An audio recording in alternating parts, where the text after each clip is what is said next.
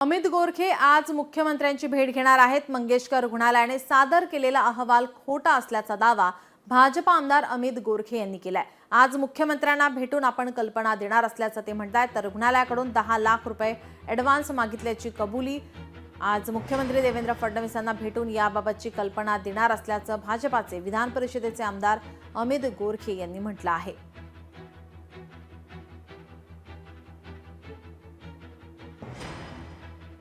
रुग्णालयाकडून 10 लाख रुपये ॲडव्हान्स मागितल्याची कबुली आज अमित गोरखे हे मुख्यमंत्र्यांची भेट घेणार आहेत। या भेटीकडे सर्वांचं लक्ष असेल।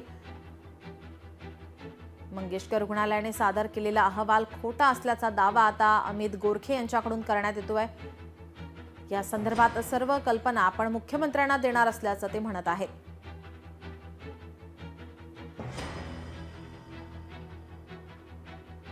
यावर मंत्री उदय सामंत काय म्हणालेत आपण पाहूयात। शिवसेनेच्या तिथल्या पदाधिकाऱ्यांनी दीनानाथ मंगेशकर हॉस्पिटलच्या विरोधात आंदोलन केले, तर त्यांनी पहिला अभ्यास केला पाहिजे।